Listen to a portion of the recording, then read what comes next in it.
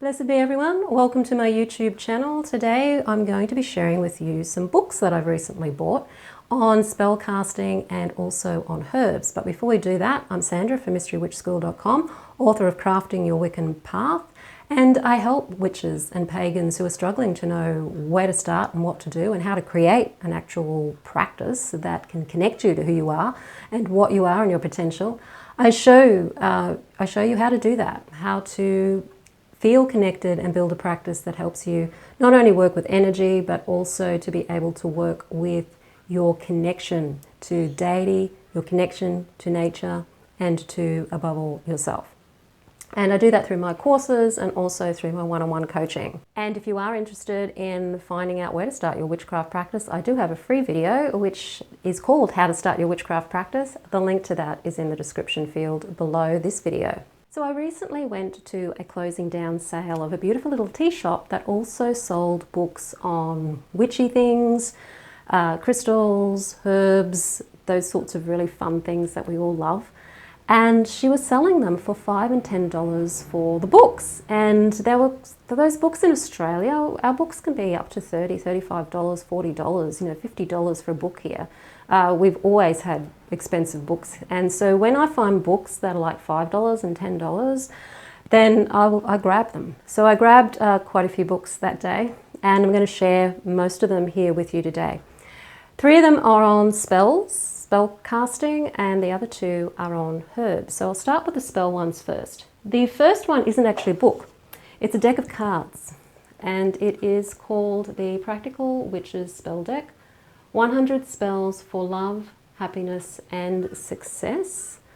And does it tell me who it is that has come up with this? So it doesn't seem to have a reference to who's actually created this.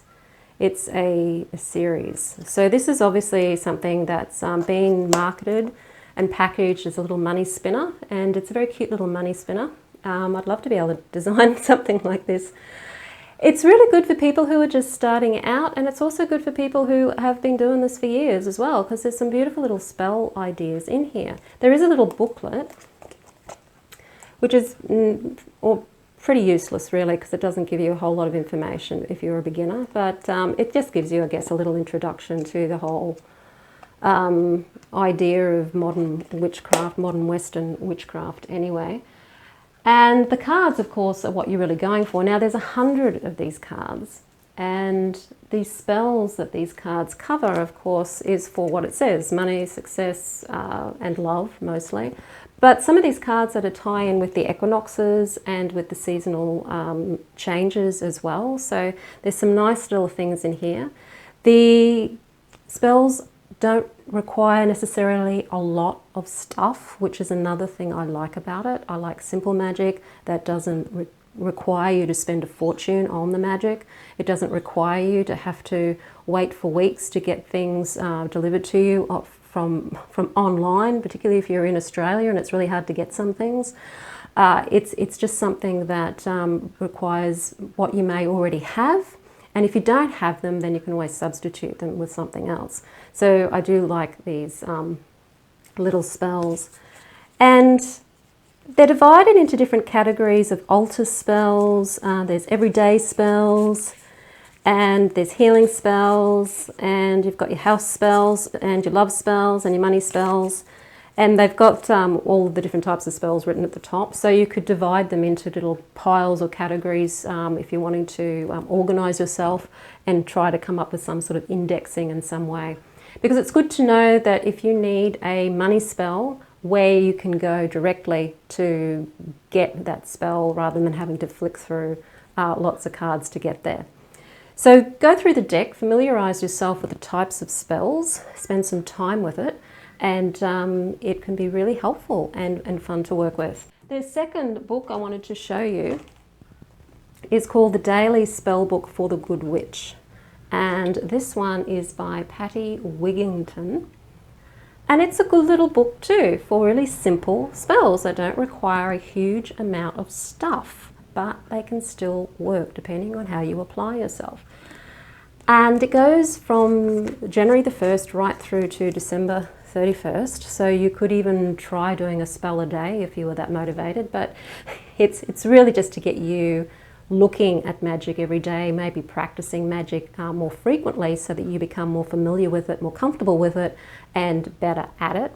It is designed for the Northern Hemisphere, so you're going to find the dates are going to be backwards or upside down, reversed or whatever for the Southern Hemisphere, because some of the spells are geared towards the different equinoxes and solstices and what's going on with the moon at various times of the year as well. But we're used to doing that in the Southern Hemisphere. Most of the books are still coming from the Northern Hemisphere, so we do adapt. And again, it's a really good book. My only criticism of it is that it doesn't have an index that tells you, which ones are the love spells, which ones are the money spells, which ones are the success spells, or which ones are general spells that can be adapted. That can make it a bit tricky if you're looking for a spell for something a little bit more specific. You may have to rummage around through this book. But if you're familiar with it, if you have a read through it every day, you'll get familiar with what spells are where, and then you'll be able to go to it when you need the spell. Third book is called Spellcraft for a Magical Year, Rituals and Enchantments for Prosperity, Power and Fortune, from Sarah Bartlett. Very pretty book, and it's presented very nicely. It's very popular these days to present things in ways that are very aesthetically pleasing. And it helps motivate us psychologically when something looks fun. It's designed to look a little bit more traditional, I guess, with the look of the parchment and that old sort of fashioned look. So it can make you feel a little bit more into the vibe of a medieval witch or something. But mostly it's there to help you do your magic. And it also has connections to when the sun moves into different astrological placements. So this one here is the sun moves into Gemini, and the sorts of themes that come up around that time of the year. So if you're wanting to work seasonally with your magic, this book's a good book to go to. It's well indexed as well, so if you're needing particular spells for something, you can even just go to the table of contents without even going to the index, and it will tell you that different months have different themes. So January is spells for enchantments and prosperous living. February is spells for enchantments for lifestyle changes. So you can go through all of these different themes and pick the types of spells that you're needing at the particular time. And if you want to go through it from the beginning of January all the way through to December to familiarise yourself with the energy of the year, then you can do it that way too. However, if you are in the Southern Hemisphere, you're going to have to be a little bit more creative with how you do things, because again, it is a Northern Hemisphere book, and so the seasonal aspect is geared towards the Northern Hemisphere. But again, we're used to it down here. The next book I wanted to show you is now not a spell book. It is the Plants of Power, written by witches. This one's written by Stacey DeMarco and Miranda Muller. And this is written by Australians, actually. I'm not quite sure whether Miranda is Australian, but I know that Stacey is. But it's mostly about growing your herbs, essentially, and how you can use your herbs for healing and for magic.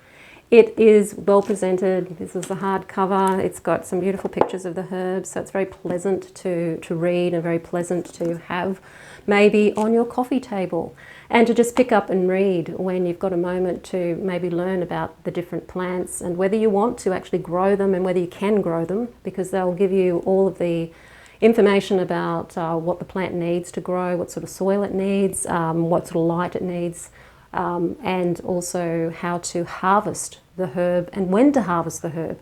This one is also divided up into seasons, but it's not dated. So you can use it for either the Northern Hemisphere and the Southern Hemisphere, because it's only divided into winter, summer, autumn and spring. And so you can go to it and see which herbs resonate with that time of the year and which herbs grow better at that time of the year. That time of the year would be the best time to harvest those herbs as well. So that's a really good book there. And the last one that I wanted to show you that I got, and I haven't really spent much time with this book yet, it's called The Gift of Healing Herbs, and it's plant medicines and home remedies for a vibrantly healthy life, and it's about Robin Rose Bennett. And this one also has a very pagan theme to it. It goes into the spiritual connection with the herbs and how important it is to have that connection to the herbs, to add a little bit of ritual to the preparation of your herbs if you're doing it medicinally, and also just the various different categories of healing that you can use these herbs for. It's a good introduction, I think, to herbal medicine or the uses of herbs for healing. It's not overly complicated, it's very simple to understand. Obviously, if you are a practitioner who really does work with herbs in a way that is professional, like if you're a naturopath or a homeopath, you're going to want, obviously there's a lot more complicated books out there, but this one's really just to help you get familiar and connected to the herbs, and a bit more connected to the body as well. There's a lot of connection here to the various different body systems and what herbs work with the different body systems, and also your general how to prepare your herbs, all the different ways of from teas to decoctions to syrups to herbal baths. It's got pretty much everything in there for somebody who just wants to start getting connected to the herbs and learning how they can benefit you, not just magically, but also physically as well. A lot of the properties of herbs, when they're applied medicinally, they correspond also magically at the same time. So if you're using a herb that is like a purifying herb, like an antibiotic type of herb, that herb's going to have protective qualities magically as well. So you can use that herb to help purify or cleanse or banish negativity. So connect the medicinal with the magical, and that will help you connect more with the herbs at the same time. So they're the books that I found that were really, really amazingly inexpensive, and I just wanted to share them with you. And I thought, while I'm here, why not share my own books, Crafting Your Wiccan Path. So that's for people who are new. It's not just for Wiccans either, it's also for witches who are following the more Western witchcraft path as well. And I've got Tapping into Abundance, which is really more for the blocks that get in our way of being able to do the magic and create the life we want with our magic. And it's focusing on emotional freedom technique or tapping, which I also do one-on-one with clients as well. That's all a part of the work that I do. So if you're interested in looking at these two books, the links are in the description field below this video. If you like the video, hit the like button, share it with your friends. Don't forget to subscribe. I'm Sandra from mysterywitchschool.com. Blessed be.